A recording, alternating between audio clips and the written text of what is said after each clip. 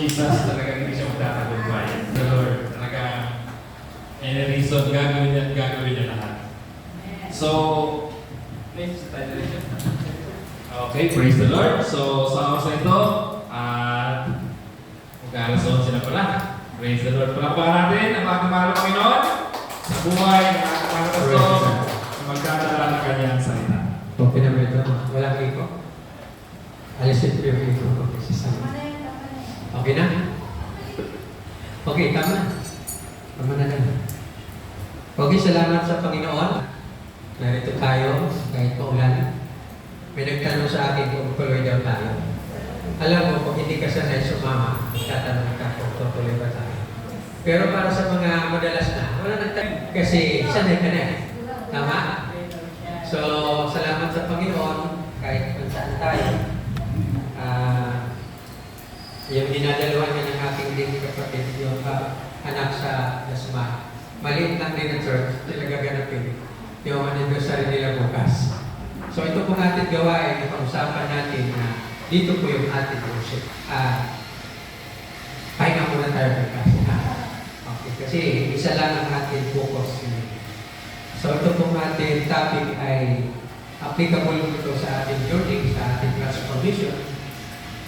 Kung hanggang saan din tayo magsiserve, ito po yung magsisilbing daan ang ating pong pag-aaral. So tayo po yung manalangin, Panginoon, muli kami dumudulog sa inyo. Pinupuri ka namin, pinapasalamatan dahil ikaw ang Diyos na makapangyarihan. At pinapasalamatan po namin kayo sa inyong pag-iingat sa aming mabuhay, bawat pamilya na nare-representan po namin sa panahon ito. At salamat din sa datang ito, Panginoon. Kami ay narito at sa salita mo saan mang dapat kami magkarating, mapapan namin paan ay masasakop, Panginoon. Salamat po, Lord, sa oras nito, sa pangalan ni Jesus. Amen. Amen. So, 14 years tayo. Ang atin pong tawag dito, Tima, 14 years of God's faithfulness. 14 years na ang Diyos ay tapat sa atin. Amen? So yung verse po natin ito po. What verse lang po tayo? Pilipos 1:6, sabay-sabay. Natitiyak ko ang mabuting gawa pinasimulan sa inyo ng Diyos ay kaya tutusin hanggang sa araw ni Jesus.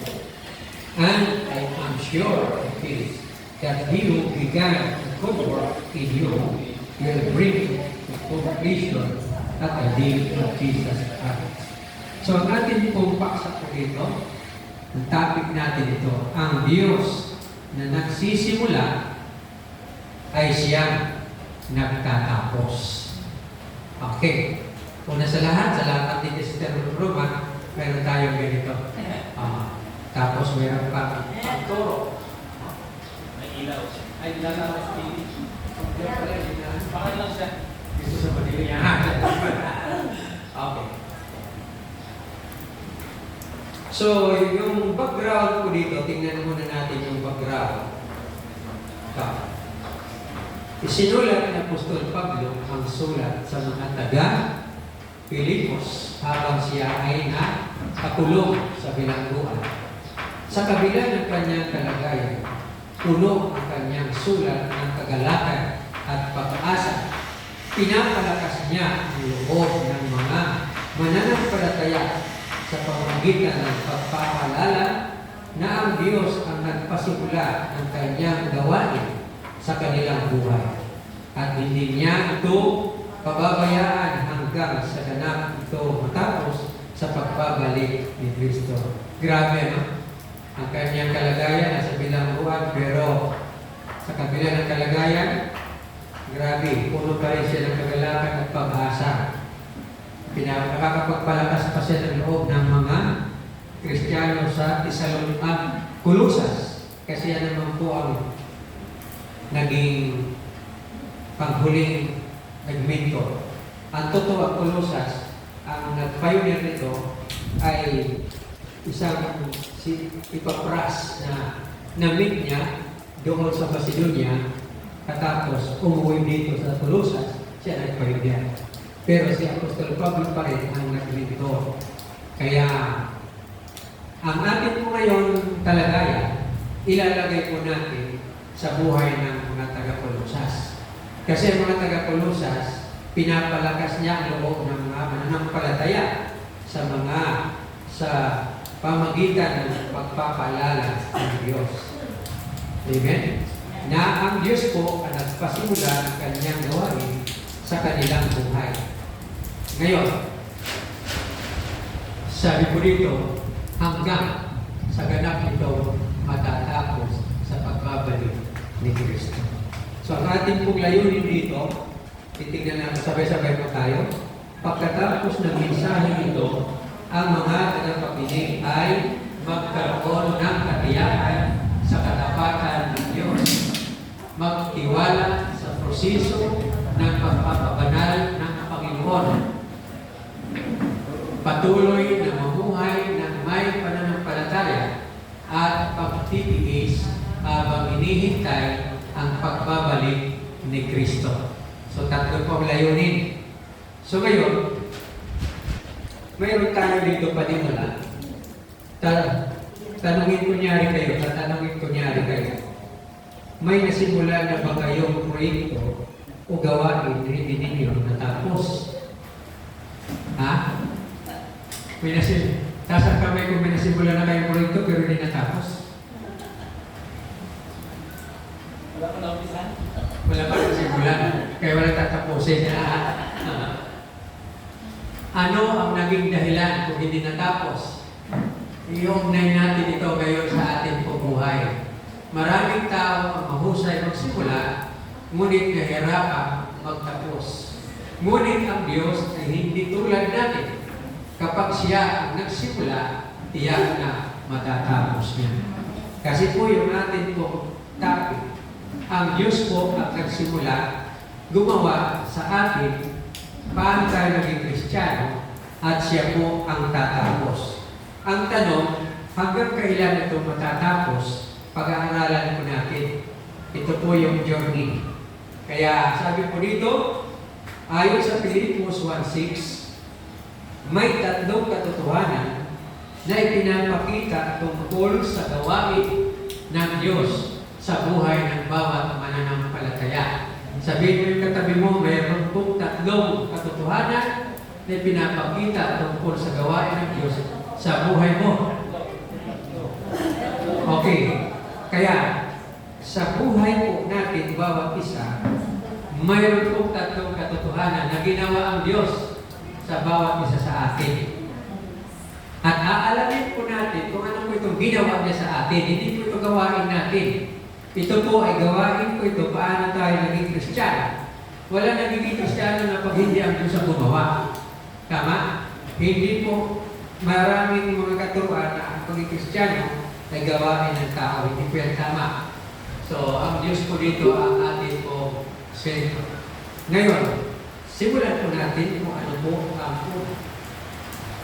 Ang Diyos ang nagsimula ng mabuting gawa sa atin. Ayon po sa verse 68, He who began a good work in you. So ang Diyos po na nagsimula ay mabuti po ang kanyang sinimulaan po sa atin. He who, ito pong He, ang Diyos po ito ang nagsimula ng mabuti sa atin. So ngayon po titignan po natin ang paliwanag, sabay-sabay. Hindi tayo ang nagpasimula ng ating kaligtasan. So malinaw na kung ano ito ginawa ng Diyos sa atin. Yan po ay kaligtasan. Ang Diyos ang unang kumilos sa pamagitan ng kanyang biyaya. Kaya tayo po ay 14 years po tayo. Simula sa ating pagsimula, ang Diyos po ang simulayan sa buhay natin. Kayo ba ay masaya na nagsimula ang Panginoon? Kaya hanggang mamaya malalaman po natin kung ito pagsisimula ng Diyos sa buhay natin, tatapusin niya. Kaya tinatawag po ito na journey of transformation. Salamat sa Panginoon na siya po nagsimula. So 14 verse po natin, Ephesians 2:8-9, sabay-sabay. naligtas tayo sa pamamagitan ng biyaya. Sa pamamagitan ng pananampalataya. O naligtas tayo sa pamamagitan ng biyaya. Trabaho ng Panginoon yan. Ito pa, Juan 6:44, sabay-sabay. Walang makakalapit kay Kristo maliban dahil siya ng Ama. Noon, si Kristo po nandito po sa lupa. Siya po ang tinatawag na higit ng mga pastol. Pero ang Diyos po ang nagdadala ng mga membro ilapit kay Lord. Tama, no? Ibig sabihin, hindi ka makakalapit kay Lord kung hindi ang Diyos Ama ang maglapit. Tama? Kaya tayo po ay naging membro ni Kristo as a Christian kasi po yung Ama po yung nagdala. Oh. Kaya tulad din sa atin, pagpapastor natin, sino ba nagdadala ng maging membro natin sa CFI? Ang Panginoon. Naniniwala ba kayo? Oh. Kaya, masaya ba kayo na dinala kayo sa CFI? Ayan po ang ibig sabihin.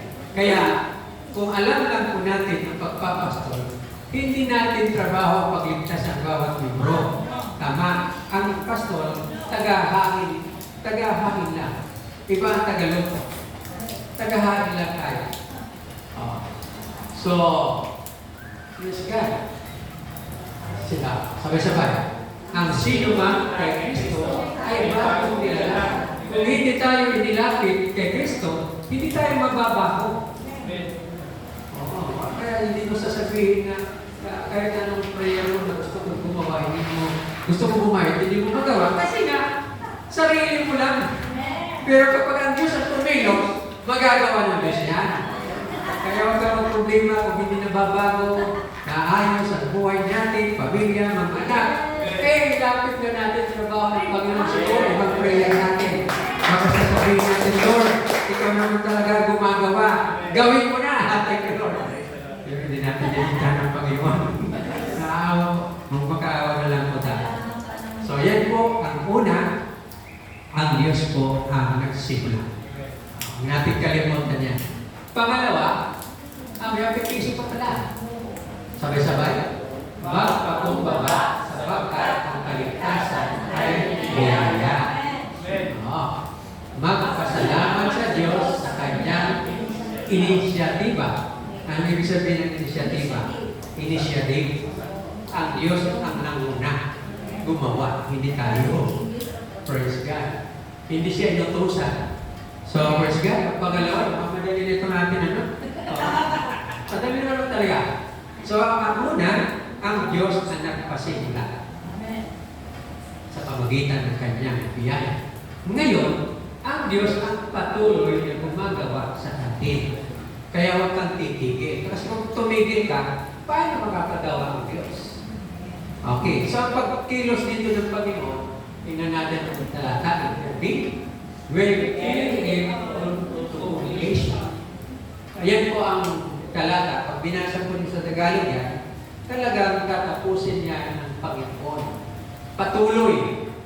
Kaya ang ating journey, mayroon po tayong journey na from new birth, new followers, to growing disciples, to become leaders, and to become disciple makers. In 1 year lang, marunong ka na magturo. Meron tayong practice dyan. Kaya, hindi na tayo, in 14 years, marami na sa atin dito marunong magturo. Amen? Tama no? Pero ang equivalent talaga ng patuloy na gumagawa ang Diyos, in 1 year, marunong ka na magturo. Yun ang sistema. So, paliwanag dito sabay-sabay, ang buhay ng Kristiyano ay proseso ng paglago. Hindi pa tayo perfecto, ngunit patuloy tayo inubuo ng Diyos. Yan din po yung proseso ng paglago. Pag sinabing proseso, long process yan. Walang shortcut na nagmamadali ka. Tagal-tagal mo na, hindi ka pa nababago. Pero ang Diyos po nagbabago. Ang Diyos po, mapapalapit lang tayo kay Lord. So hindi pa tayo perfecto, nandito tayo sa lupa. Walang perfecto dito sa lupa talaga. Doon lang tayo magiging perfect. Tayo po ay makarating na po sa langit. Kaya nandiyan po yung mga word, patuloy tayo pinubuo ng Diyos. Kasi ang Diyos po ng pasimula, siya ang patuloy na huhubog sa atin. Pero, sa simula, mayroon na rin tayong naranasan. Doon sa Puganlawi, mayroon doon isang Kristiyano na halimbayan niya, OFW, nakapagpatotoo na siya. Ilan buwan pa lang siya sa Rapanga, tapos nakapagpatotoo na sa Sister Carla. After 1 month, tumayo, nagpatotoo. May nabawas-bawas na daw. May nag-improve konti sa kanyang pag-ugali. Meron na talaga. Kasi, ang Diyos po ang gumagawa doon. Halimbawa, yung mga panglasa natin ng mga lang bagay, tinatanggal ni Lord yan. Siya tatrabaho. Kaya salamat sa Panginoon.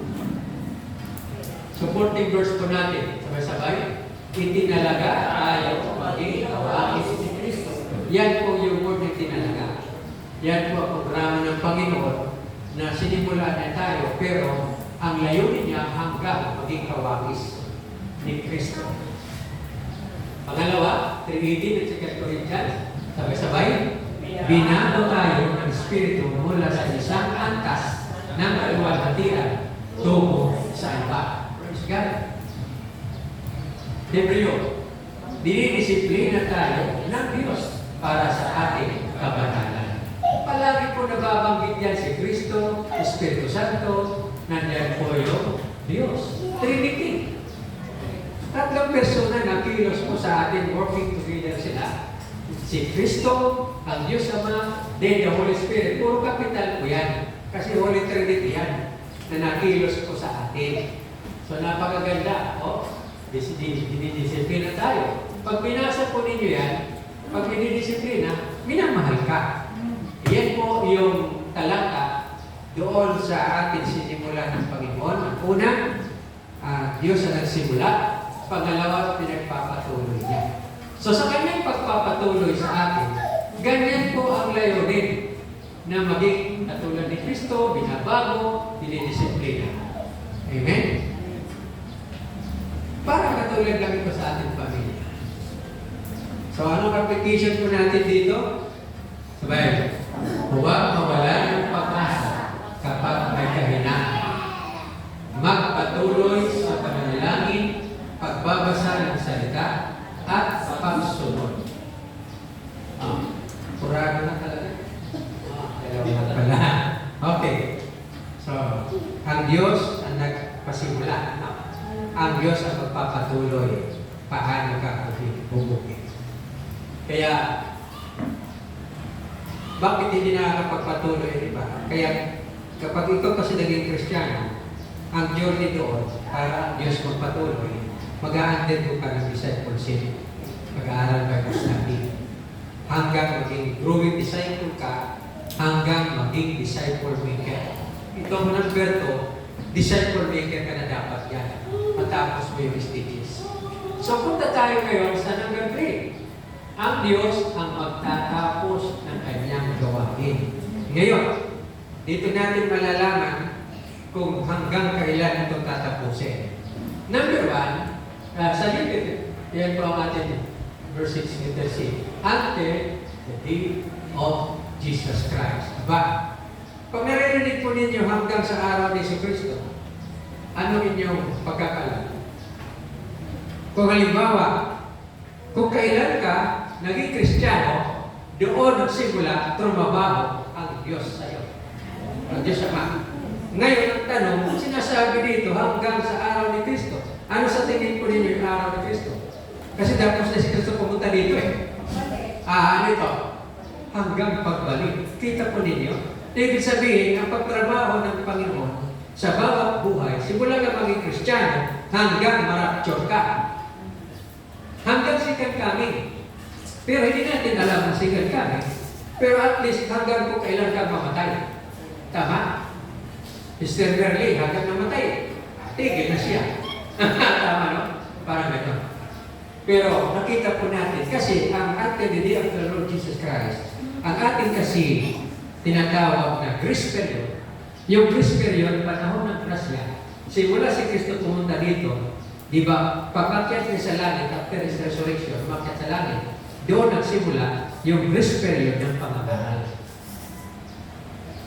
hanggang pagbalik ni Kristo. Kasi sinabi niya, itatayo ko ang aking iglesia. Ayun ang sinasabi doon. Tapos susubuin ko ang Holy Spirit. Pangatlo, ako'y babalik muli. So pag sinabi ko niya na I will build my church upon this rock, pangako yan, hindi pa si Kristo namamatay, pero after Christ, dito is resurrection, na itayo ang fulfill ang church during the day of Pentecost. Doon nag-start. Then, bago sila humayo, di ba, ang sabi ni Jesus, huwag muna kayong umalis. Hintayin ninyo ang Holy Spirit. I will send the Holy Spirit. So, during the day of Pentecost, after 10 days na paghihintay, 50 days Pentecost, 50, napos po sila ng Holy Spirit. Doon na nagsimula ang pangangaral during time of Peter. Hanggang, kaya, galing. One sermon lang ni Pedro, 3,000 nagpabautismo. Noong panahon ni Pedro. Kasi ang Book of Acts, 3 liter ilagay, Day of Pentecost, empowerment. Peter, preach. Tapos si Paul. Si Paul pang hindi. Si Pedro pang Hudyo. Kaya pag binasa po ninyo yung Book of Acts, malalaman po ninyo yung galaw ng Lord. Paano naabot ng lahat ng tao. Kasi dati, hindi man muna mahintay tulad sa atin ang focus ng Lord. Pero, pagdating sa chapter 10 ng Book of Acts, nangusap ng Panginoon kay Pedro, si Cornelius, isang hinter na binuksan na ng Panginoon, wala ng discrimination. Kaya yung grace period ng pangangaral ng salita ng Diyos, hanggang second coming, lahat ng bansa sa buong mundo, Hudyo man o hindi, kailangan makarinig ng gospel ni Cristo. Palapakan natin ang Panginoon. So, ang sabi po rito, ang paliwanag, nang magtatapos ng kanyang gawain sabay-sabay, darating ang araw na magiging ganap ang ating kaligtasan sa pagbabalik ni Cristo. Ang ating pagbabago ay makukumpleto. Kasi hindi ka pa makukumpleto ngayon. Ito po supporting verse. Sabay-sabay. Magiging katulad niya tayo kapag siya ay nahayaan. Roma 8:13, ang mga inaring ganap ay luluwalhati. Jude 24, kaya kaya niya tayong ingatan, walang kapintasan hanggang sa kanyang harapan. Kasi ang Diyos na natrabaho. So, ibig sabihin mo, kailan ka naging Kristiyano hanggang second coming, kaya kang ingatan, ilayo sa mga kasalanan. Yan po ang sinasabi ng pag binasa po natin itong Book of Jude, kumpleto, 1 chapter lang siya, kapatid ito ni Jesus. Ang sabi po doon, imposible. Ang mga Israelita nakatikim ng kaligtasan, nakatawid ng Red Sea, nakalaya sa Egypt, tapos bumalik. Wala nang biyaya. Ibig sabihin, kahit pa sila'y katangi-tanging tao, pag lumabag, nawala sa pananampalataya, hindi sila pasisensya ng Panginoon. Kaka-experience na. Kaya, salamat sa Panginoon, at yan po yung atin. Kaya dapat, mayroon tayo palaging tinatawag na stages of discipleship. From birth, new followers, to disciples, growing disciples, tapos leadership, ang pang-apat, disciple maker. Pag disciple maker ka na kasi, marunong ka na magturo. Ang tawag sa Bible, mature ka na. Pero hindi ka perfect. Mature ka. Yan lang yung ating decision. Kaya kung 14 years na po tayo dito, marami man tayo sa simula, napakarami natin. Pero patuloy lang natin ipanalangin na ang Diyos, makikita mo naman iba na atin pa. Hindi lang nakaka-consistent, pero ibig sabihin, may nasimula ng Panginoon. Kasi ang hirap dumalo, pag hindi talaga ang Diyos nakapagsimula eh. Hindi ka na alibaw, sabi ka nun, iligtas mo na ako, ibunagin mo na ako, kasi gusto ko na sumali. Kaya hindi ka pa talaga inilalapit ng Panginoon. Kaya tayo na narito na napabilang na isang opportunity at masayang buhay na nag-i-enjoy na tayo. Isang malaking opportunity at pribilehyo, kabilang ka na sa mga naatasan. Praise God. Pero ang ating perfection, pag dumating na ang ating Panginoon. So yung one verse na yan, yung journey at transformation, kung kailan ka na-born again, tuloy-tuloy yan hanggang sikat ka. Grabe ano? Ngayon, kung hindi na tayo binuhay ng Panginoon at bumalik ka, hindi pa nabalik ang Panginoon tapos matanda na tayo, problem. Namamatay naman talaga ang tao, pero yung gawain, hindi mamamatay. Huwag lang natin kalimutan yung ginawa natin yung linggo na ang pagsasalin ng ating pananampalataya. Nga habang tayo nabubuhay, dapat alam mo kung kanino mo isasalin ang pananampalataya mo, kailangan doon po sa mga tapat at may kakayanan magturo din sa iba para hindi mamatay ang gawain ng Panginoon. Bilang asin, mag-preserve tayo, hindi mabubulong kung magtuturo tayo ng salita ng Diyos. Kaya yung aking hashtag sa aking picture sa Facebook, asin sa mundo, ilaw sa dilim. Kasi pag nagturo ka, talagang hindi mabubulong ang bawat pamilya natin kasi nandiyan ka. Amen? So yun po yung atin nakita po dito sa tatlo. So ang application po natin, mamuhay ng may pag-asa, magtiis sa gitna ng mga pagsubok, manatiling tapat hanggang sa wakas. Conclusion po natin, sabay-sabay, ang ating katiyakan ay hindi kasalalay sa ating lakas, kundi sa katapatan ng Diyos. Tatlong katotohanan na dapat tandaan. Ang Diyos ang nagsimula ng kanyang gawain sa atin.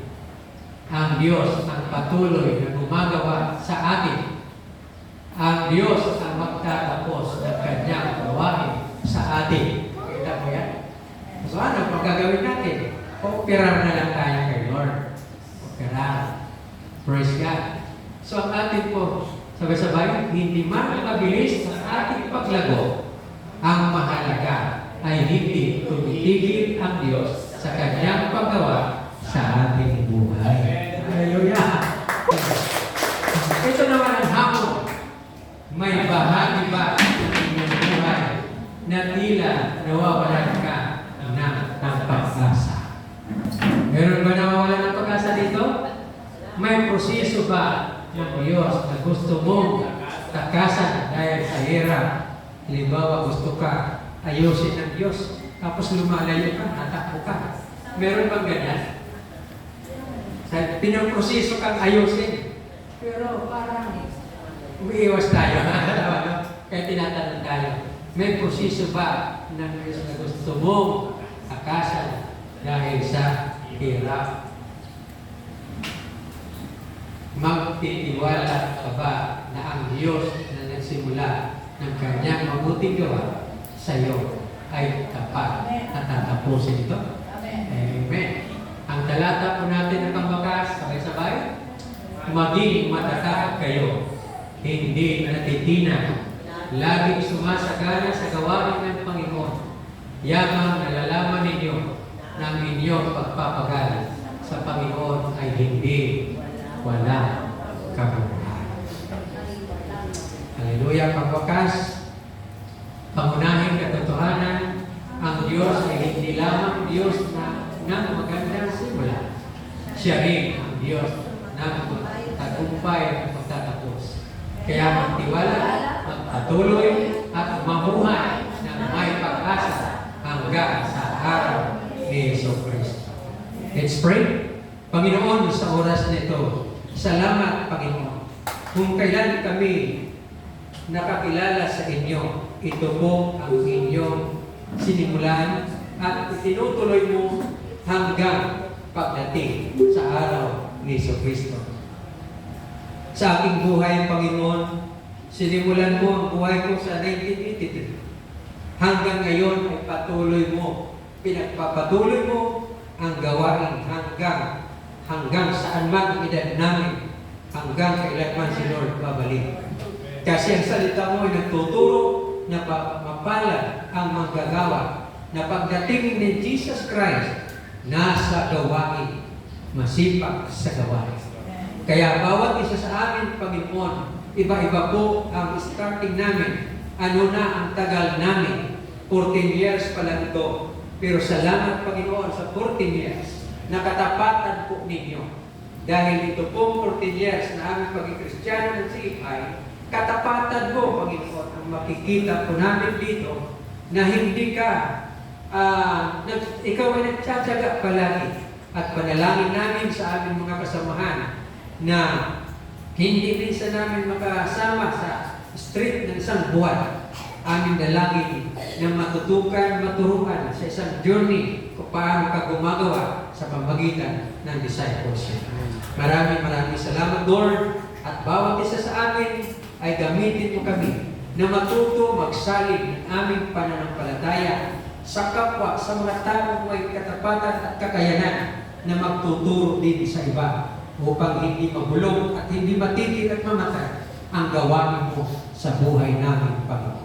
Lord, maraming salamat kahit sa dakong ito. Ang salita po ninyo ang pinakamahalaga sa aming pagtitipon sa dakong ito. Sa iyo ang papuri ang parangal sa pangalan ni Jesus. Amen.